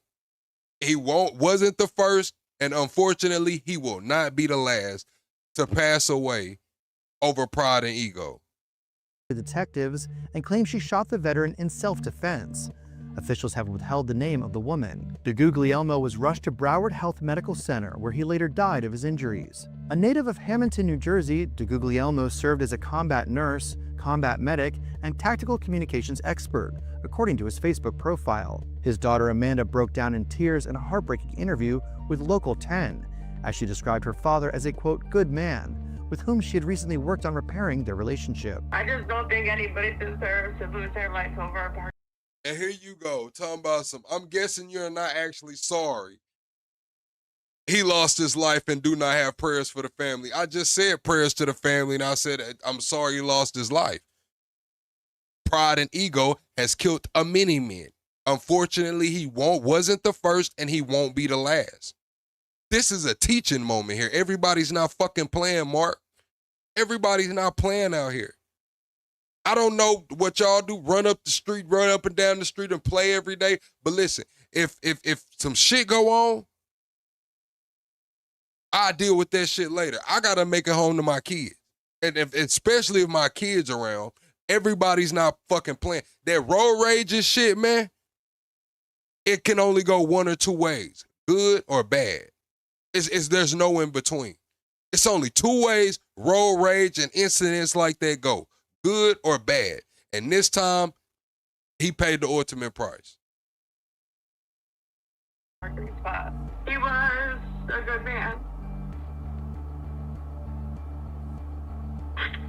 The Broward County State Attorney's Office said detectives are talking about she went through his pockets. That's what they teach you in self-defense class. You're supposed to make sure you disarm the person. You're supposed to render aid or disarm the person. She was probably trying to make sure he didn't have no file on him. Hell, she didn't steal nothing from him. She called the police. Y'all saying that she shot the man while she was recording, robbed him, and then called the police on herself. Y'all sound fucking crazy. Are still carrying out their investigation into the deadly shooting and reviewing the cell phone footage to determine whether— Now y'all talking about she took his wallet. Why hasn't she been charged with an aggravated robbery? If she took his wallet, don't you think that would be an aggravated robbery? Why the fuck she ain't charged with ag rob then? Answer me that. Answer me that. She took his necklace. You saying she took his necklace and she took his wallet. Why she ain't charged with aggravated robbery? Y'all just talking, bro. Parking spot escalated into a fatal tragedy after a Florida woman was Oh, Richard, you in here playing? Now's not the time to play, Richard. You would get your ass blocked. You would get your ass blocked about that playing, Richard. Now's not the time to play. Nah, you would get your ass up out of here interrupting my show with some bullshit. That's, nah. A seemingly petty verbal argument over a Walmart parking spot escalated into a fatal tragedy after a Florida woman was captured on disturbing cell phone video, horrifically gunning down a U.S. Army veteran. What happened to Bart DeGuglielmo, a retired U.S. Army staff sergeant who was shot and killed in North Lauderdale, Florida? Here's what you need to know. Shocking video obtained by WPLG captured the moment an Army veteran was gunned down, seemingly in a petty argument over a parking spot in a Florida Walmart. The horrific cell phone footage captured the 62-year-old victim, Bart DeGuglielmo, seemingly exchanging angry words with an unidentified woman in the parking lot of the North Lauderdale store around 12:30 p.m. Tuesday. DeGuglielmo can be seen slowly walking toward the woman as she backs away, with the vehicle pulling out from where they were arguing. The two shoppers can be seen repeatedly pointing at each other during the argument, and at one point, the man puts both his arms in the air as they stood in an empty parking space. DeGuglielmo appears to follow the woman around another car as she aims the gun at him before a single gunshot rings out. DeGuglielmo, a New Jersey native and retired staff sergeant, can be seen clutching his stomach before falling to the ground. Following D. Harden comes in with the super chat and says, why wasn't she charged with larceny if guilty? She wasn't charged with anything. She wasn't charged with anything. No charges. No larceny, no aggravated robbery. She wasn't charged with anything. In the shooting, the woman can be seen placing the gun on top of a car while waiting for law enforcement to arrive, with witnesses reporting her screaming and crying. Deputies in Broward County said the woman stayed at the scene, cooperated with detectives, and claimed she shot the veteran in self-defense. Officials have withheld the name of the woman. DeGuglielmo was rushed to Broward Health Medical Center, where he later died of his injuries. A native of Hamilton, New Jersey, DeGuglielmo served as a combat nurse, combat medic, and tactical communications expert, according to his Facebook profile. All right, chat, we're going to open up the phone line so y'all can come call in and let me know y'all thoughts and opinions, man. Everyone hit the like button. Please send some super chats and support the channel, or some gifts and support the channel, man. And we're going to take a few calls so we can see how the public is feeling. Was it justified? Was it not justified? How would you have reacted in this situation? The phone number is pinned, and I have the phone lines open. So call in, state your question, state your opinion. Appreciate those who have supported the show thus far. We got Tony Toast, shout out to you. D Harden, shout out to you. And Cypher, shout out to you, as well as G-Do and those who have sent gifts. Shout out to everybody for supporting these shows. Shout out to everybody for hitting the like button. Let me get back to the live chat. Now's the time to call in before we get into this MK Ultra, the MK Ultra hearing. Y'all saying lock her up? Y'all saying lock her up?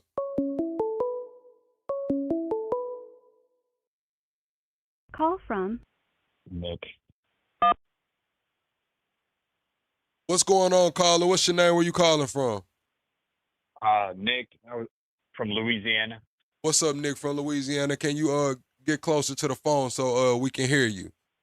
Let me give a shout out. Thank you, Karen. Thank you, Karen, for supporting the channel via super chat. I hope you're having a good day, Karen. And thank you, D Harden, for saying it seems like she stood her ground. I agree with you, D Harden. It seems like she did it the right way, especially down there in Florida. Go ahead though, Nick from Louisiana. Yeah, that's what I was saying. I've had a lot of guns pointed at me. I'm still alive. And so, like, he walked away from her twice. That's what I Kind was of cutting out, man. Are you on speakerphone? Yeah, it's jumping back and forth. Yeah. If you on speakerphone, get on the regular call. Like take it off speaker so we can hear you better. So, can you hear me now? A little bit. He walked away from her twice, is what I was saying. Okay, so you saying he walked and she He followed walked, him? he wa- No, she didn't. That's what I'm saying. She didn't follow him. She was standing right there, and he walked away and walked back 2 different times.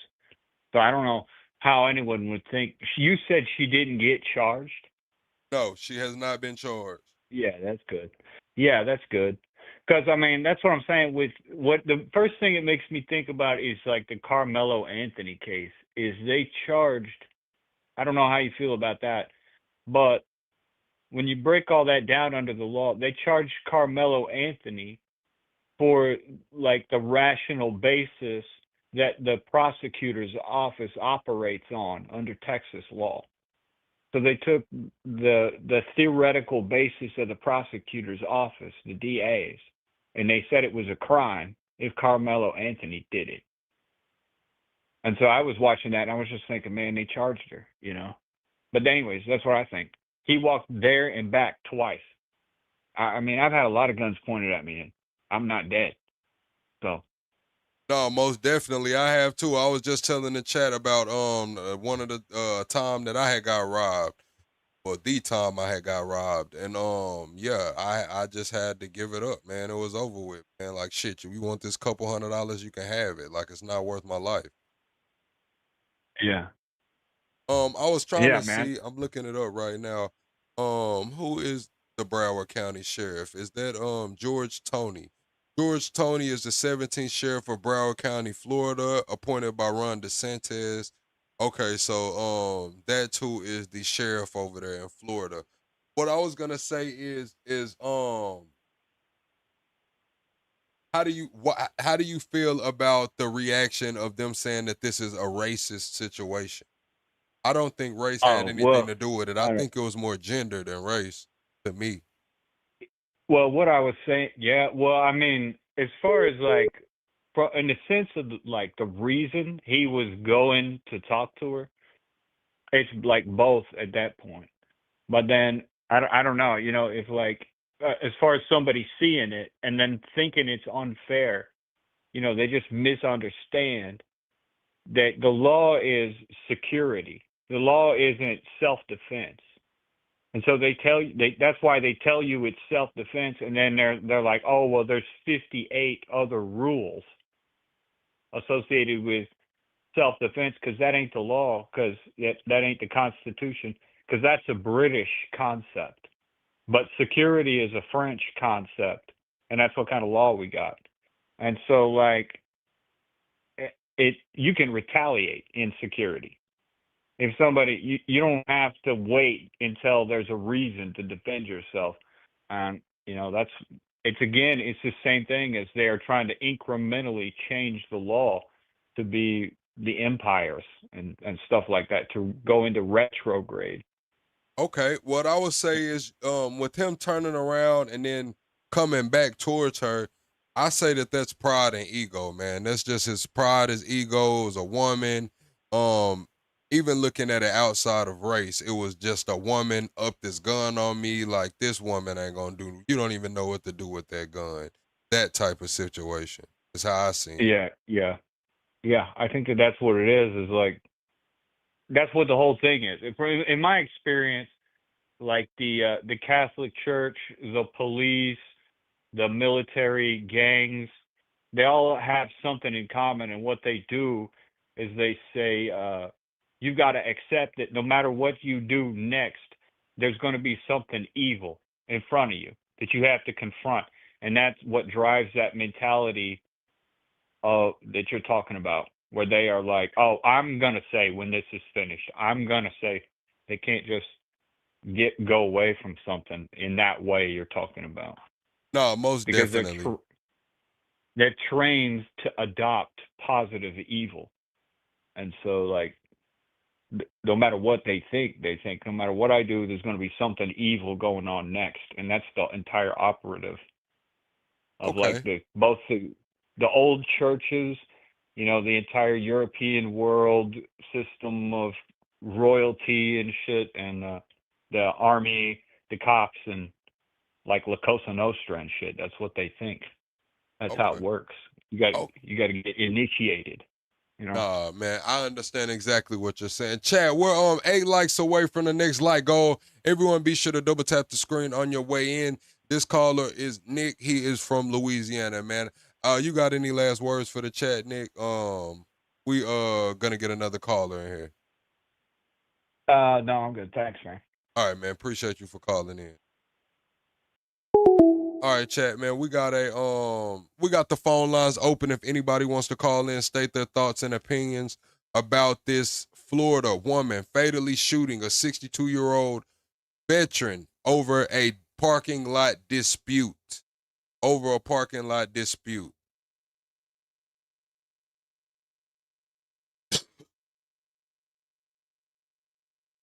And I want to know how you guys would have reacted in that situation. I don't think anybody would have ran up on the gun. What's up, Top Cat? We doing a few call-ins before we get into some of this MK Ultra filing.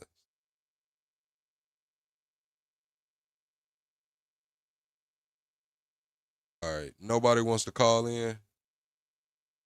I'll play the clip one more phone if nobody wants to.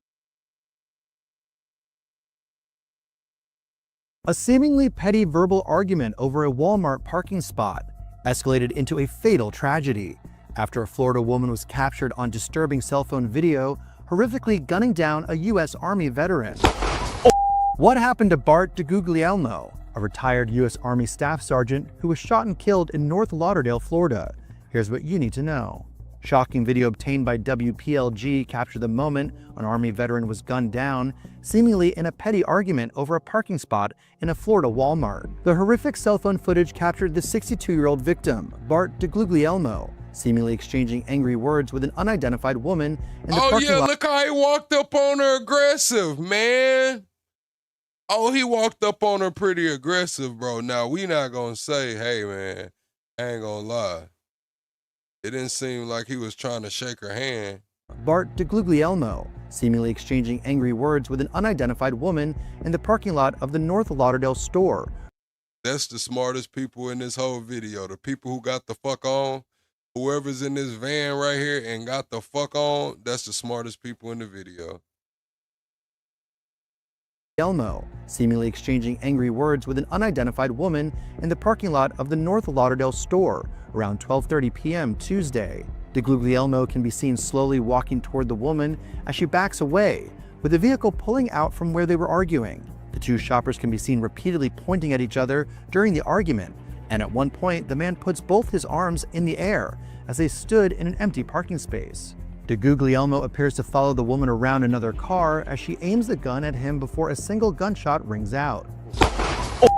DeGuglielmo, a New Jersey native and retired staff sergeant, can be seen clutching his stomach before falling to the ground. Following the shooting, the woman can be seen placing the gun on top of a car while waiting for law enforcement to arrive, with witnesses reporting her screaming and crying.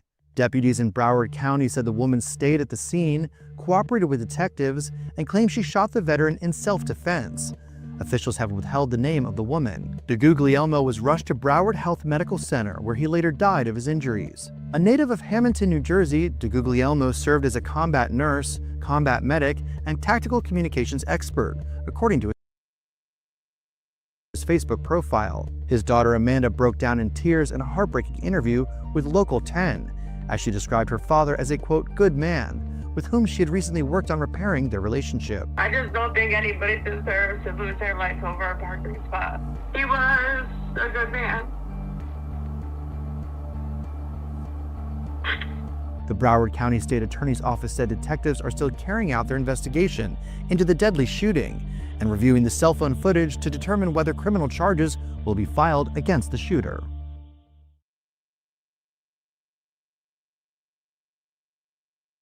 Right.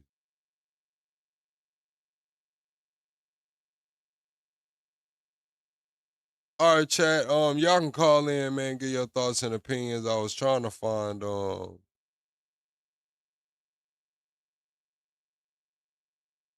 daughter that was talking.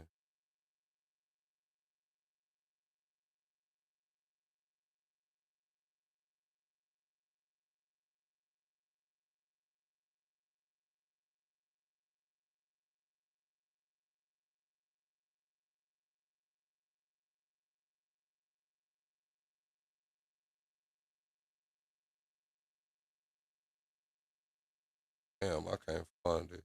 All right, chat. We finna move on in the show.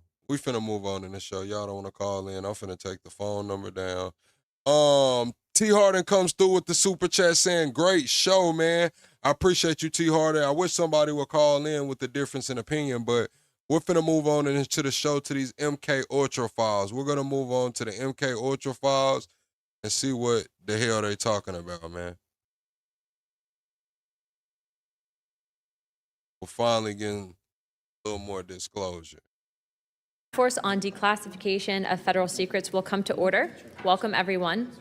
Without objection, the chair may declare a recess at any time. I recognize myself for the purpose of making an opening statement. This hearing is about the crimes committed by the Central Intelligence Agency against the American citizens and the decades of secrecy used to conceal them. The American people deserve a complete and truthful record. The victims and their families deserve acknowledgement, and this Congress has a constitution the destruction in writing, but he was overruled. That is obstruction of justice. That is criminal destruction of federal records, and neither in the cover-up that our government ordered. Stephen Kinzer documented the life and crimes of Sidney Gottlieb in his... Here we go. Stephen Kinzer is a historian, journalist, and author of Poisoner-in-Chief, Sidney Gottlieb, and the CIA's Search for Mind Control. Tom O'Neill is an investigative journalist who authored Chaos, Charles Manson, the CIA, and the Secret History of the 60s. And Elizabeth Genexi, did I say that right, ma'am? Genexi is an independent consultant and former senior program officer at the National Institute of Health. We look forward to hearing what you have to say today on this important subject. Pursuant to Committee Rules 9G, the witnesses will please stand and raise their right hand.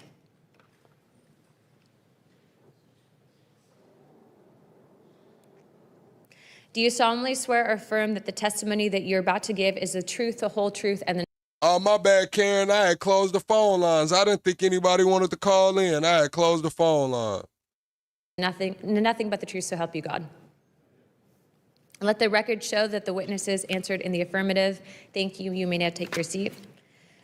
We appreciate you being here today. Let me remind the witnesses that we have read your opening statements, and it will appear in full record in the hearing record. Please limit your oral statements to 5 minutes. Side by side with Nazis, carried out those circumstances, is something that has presumably occurred to scientists who work for secret services, including our own. This task force has a chance to connect the past to the future. A renewed effort to find MK Ultra documents from the 1950s and to fill out the redactions of those that have been released might shed new light on how the CIA operated during that period.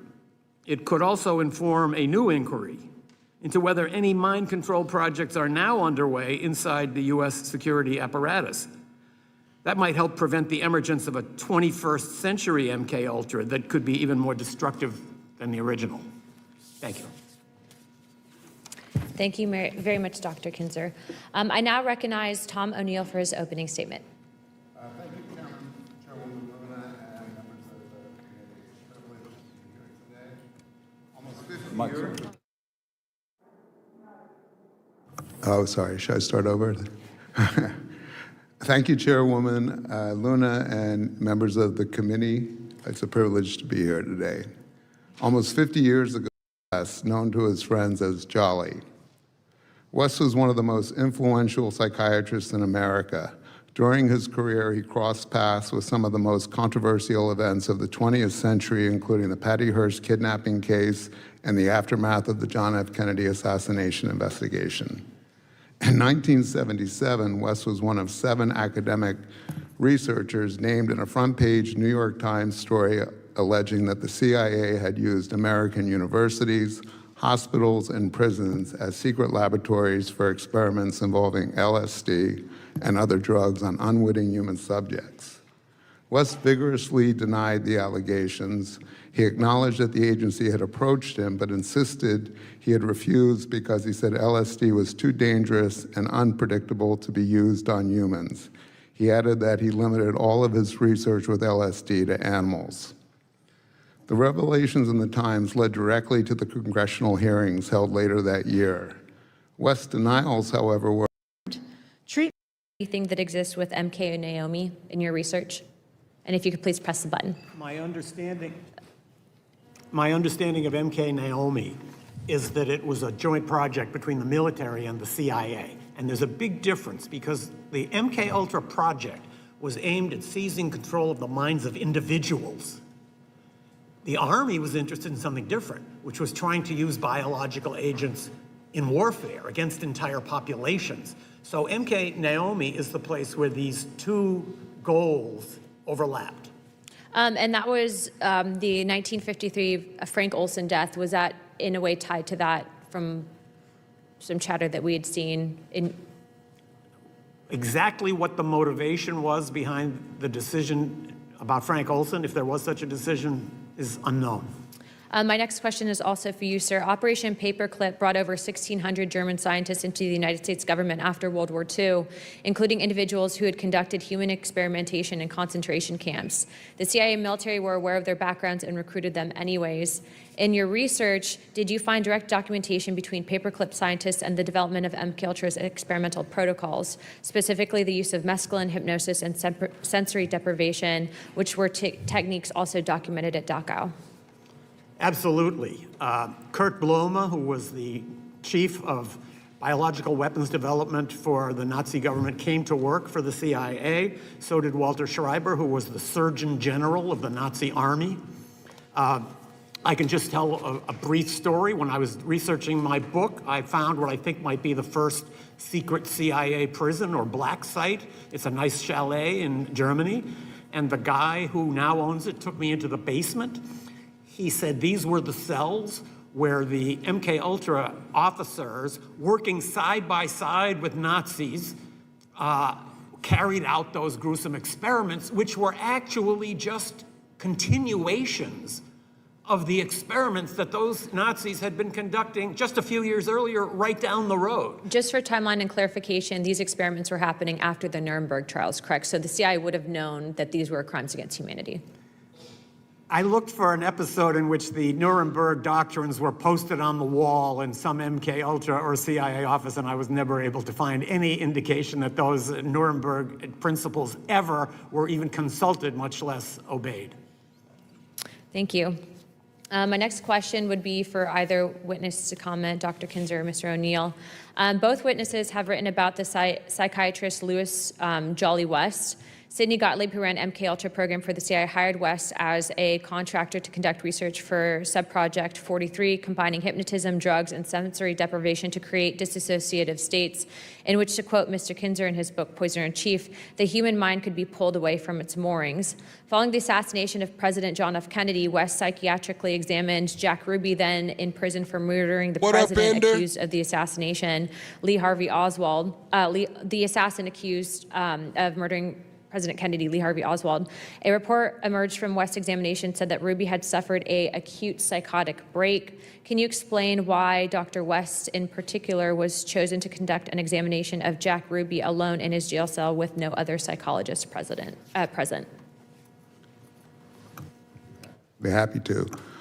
West inserted himself into the case when Ruby was the day of the shooting, the day after the shooting. West approached the judge in the preliminary hearings and asked to be assigned to the case. He was refused by the judge. After Ruby was convicted at his first trial, an associate of West, Dr. Hubert Winston Smith, who was a psychiatrist and an attorney, took over Ruby's defense for his appeal. And he had already discussed appointing Ruby to the case, or excuse me, West to the case. And as you said, West examined Ruby alone at the jail cell and emerged to announce that in the preceding 48 hours, he had had an acute psychotic break from which he would never recover. He had been declared competent to stand trial the first time by a panel of, I think, 8 psychiatrists. This psychotic break lasted until his death in 1967. 2 months after West examined him, Ruby testified for the first time and only time to the Warren Commission, and it was the first time he ever publicly was supposed to say what his reasons were for shooting Oswald. The testimony had to be halted because he was babbling incoherently, and as Arlen Specter, who was a counsel to the commission, wrote in his memoirs, he pulled him aside and said that they were cutting off the arms and legs of children in Albuquerque and El Paso, and he said he was making no sense whatsoever. West, in his letters to Gottlieb from 1953, discussed experiments where he would induce specific mental disorders in people without their awareness. A year before the Kennedy assassination, he publicly spoke in Oklahoma City and talked about his LSD experiments inducing psychiatric breaks and psychosis in people with the use of LSD, which of course later contradicted what he told the New York Times. So chat, has anybody in the chat ever tried LSD? Hit the like button for me, and to hit the like button on your way in. Everybody else hit the like button. Has anybody in the chat ever experimented with LSD?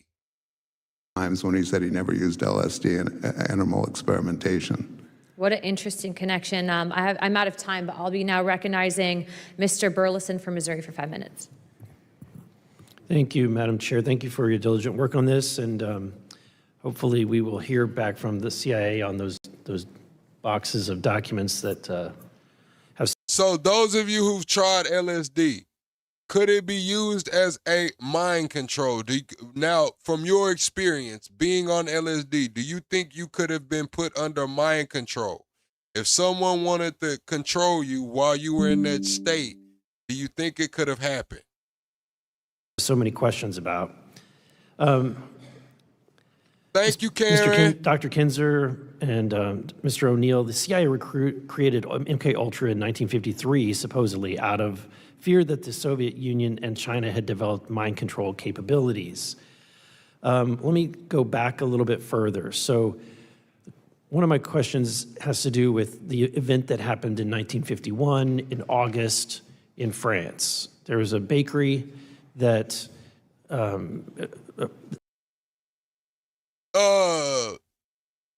D. Harden comes through with the super chat saying, great show, thought-provoking.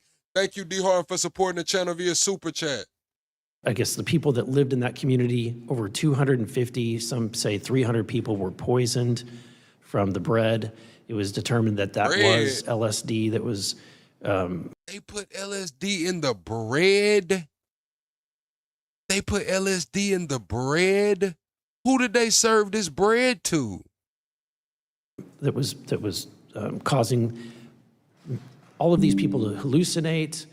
Some people died. Is there any connection, Dr. Kinzer, to that event? Oh, if they passed away, they were high as fuck. If they passed away off LSD, they were high as fuck. And was that something that either inspired the MK Ultra program? Or Amber, the it happened in damn, I haven't seen the other Amber in a while. I might need to message her on this. But Amber, that shooting happened in Florida. A Naomi program, or is that something that we were involved in even that early on? I would turn that question back to you. I don't think anybody really knows the full story of what happened at that time in that town in France. That the United States could have been involved, that this could have been part of what was then called Operation Artichoke, the predecessor for MK Ultra, seems to me not beyond the realm of possibility. There's a lot of overlap between the ergot enzyme that is the basis of LSD and certain rye and wheat funguses that can be used in breads. Was that something intentional? Was it something the Americans were involved in? I have my suspicions, but just based on my background as a journalist, I don't operate on suspicions. So I would love to see more investigation of that episode. My next question has to do with once the program began. I think one of the most shocking things that we've determined is the Operation Midnight Climax that occurred in the early 1950s, 60s, where the CIA had safe houses, and there was, I say, Dr. Kinzer, I mean, this is extremely disturbing behavior that was happening, where you had American citizens who were being lured into these brothels and then dosed with an hallucinogenic and then filmed during their sex acts. Was there anyone prosecuted for these crimes? No, there have been no prosecutions for any crime related to MK Ultra, as far as I know. To me, the remarkable aspect of that Operation Midnight Climax was that there wasn't even the pretense of scientific experimentation. The person watching behind the one-way mirror was a grossly overweight drug officer sitting on a portable toilet and drinking cocktails out of a pitcher.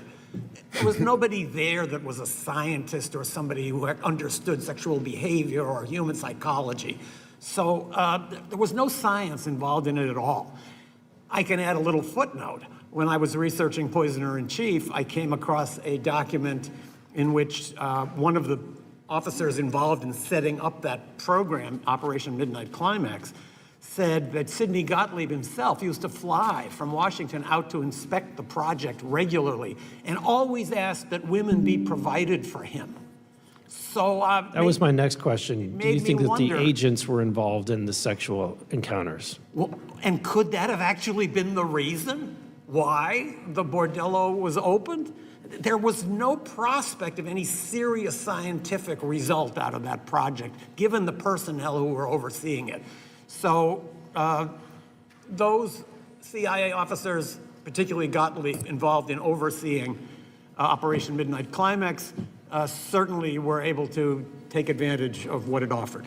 Thank you. And my last question, first I want to say thank you to Mr. O'Neill. The book Chaos, I checked it out from the Library of Congress and greatly appreciate your work there. I was intrigued by one of the statements that you made based on your research that the MKUltra program, they were actually successfully able to replace memories. And because of that, I'm wondering if, and Dr. Kinzer, you can chime in if you have any knowledge of this, did the program continue, and do you think that the program in some aspect is still continuing today? You're asking if the program continued after 1973 when it was halted, I still supposedly. think it's rolling. In some I form honestly, or that's a fashion. question I'm asked at almost every appearance I do. Is it happening today? Did it continue? I don't know. I can't imagine that it didn't, though, because the technology that they worked to establish over 20, 25 years and spent more money on than any operation the CIA had ever conducted was successful. I imagine it's being used. I have no evidence of it being used, so it's a complete assumption. I would just add that one of the letters to which Mr. O'Neill referred contains a quote from Mr. Gottlieb saying that these experiments were necessary, quote, in these times. I think it's important to put yourself back in that mindset where the United States felt that it was under such overwhelming threat that the loss of a few lives or a few hundred lives was a small price to pay. Commitment to a great cause is one of the most fundamental justifications for committing immoral acts. And patriotism is among the most noble of causes.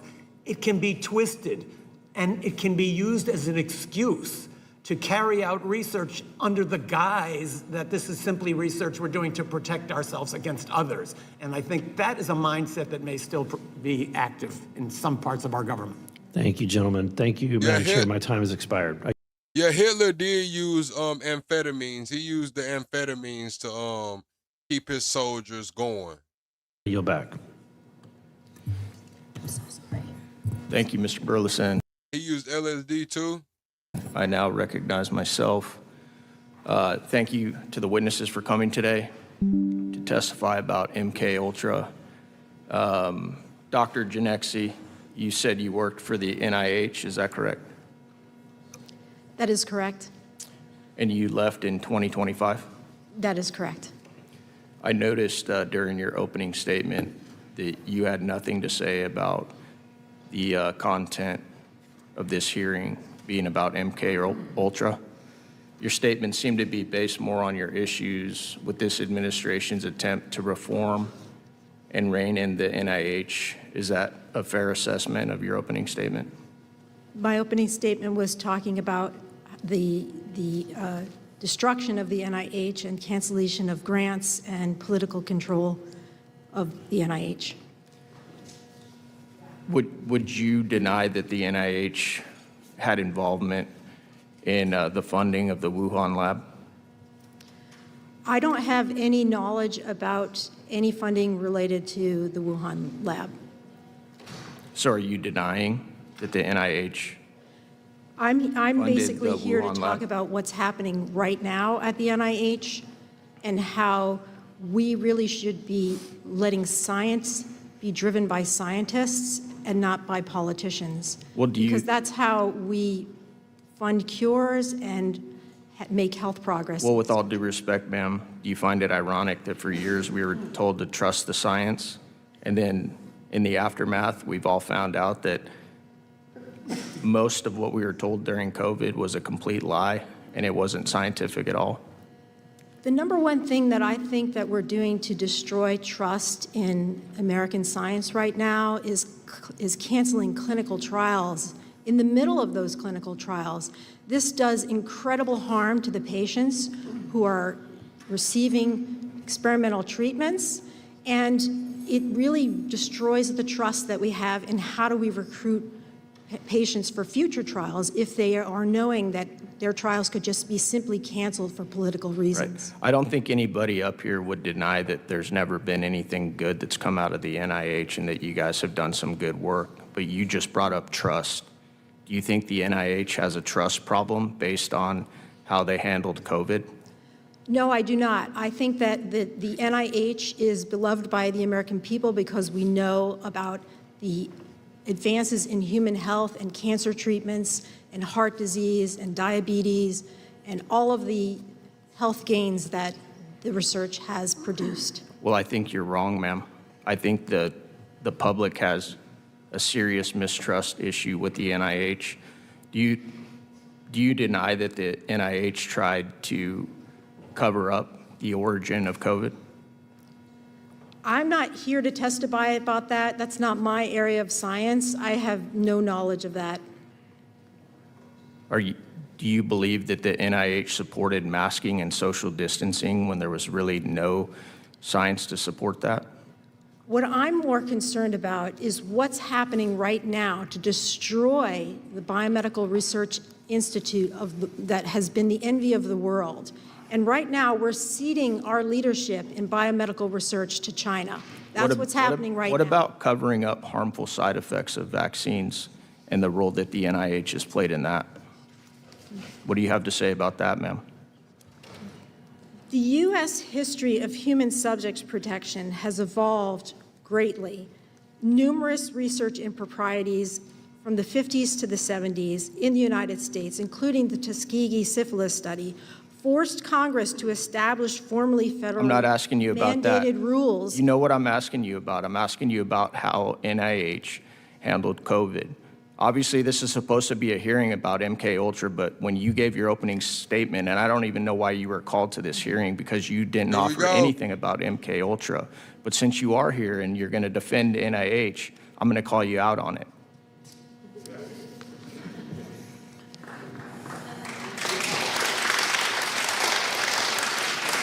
Do you see now what I'm talking about when you say that the NIH doesn't have integrity problems and trust issues? Did you hear the applause in this room?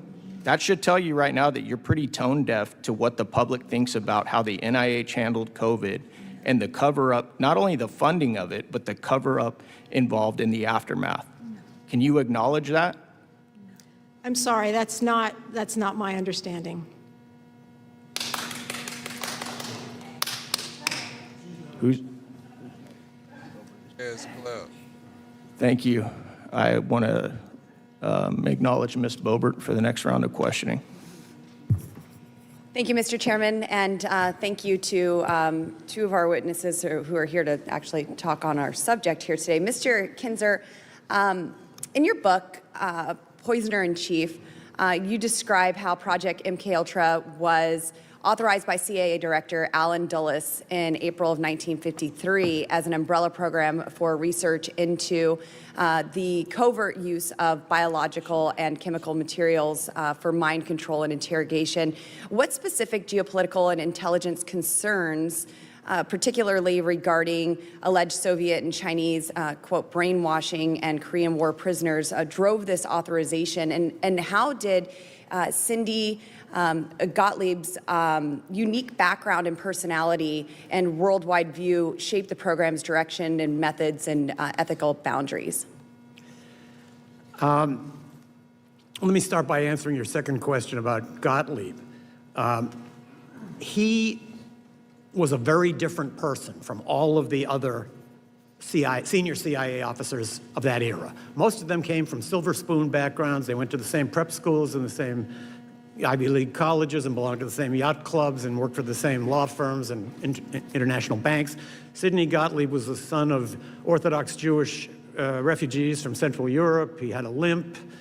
He had a stutter. He went to Hebrew school. He was so different from all of the other officers. And upon reflection, I think this may not have been an accident. I think that people at the CIA understood that whoever had this job was going to be doing some awful, terrible things that would be very bloody, that they might become known, and it might be necessary to blame it all on somebody. And they didn't want to have to blame it all on one of. All right, chat, that's enough. And we finna,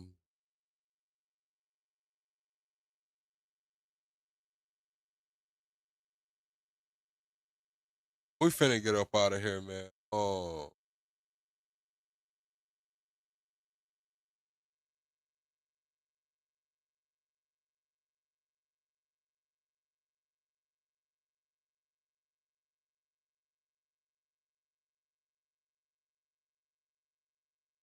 Yeah, chat, we finna get up out of here. What I am gonna do is, unless y'all wanna do, is anybody in here? Does anybody wanna call in? Unless y'all wanna call in. If y'all don't wanna call in, we finna get out of here. It's midnight. I know y'all got the 4th of July on tomorrow, so if y'all wanna do a 4th of July stream, we'll go live tomorrow. But if not, I'll see y'all on Sunday. I will have some videos dropping though. I will have some videos dropping. Double tap the screen on your way out, chat. I appreciate everybody who showed up. Thank you for all the super chats and gifts and jewels. If you have not became a member, please become a member. We have members first videos dropping all week long, so you'll be able to see those videos first, as well as members only videos. I'll see y'all on the next one, chat. Good night.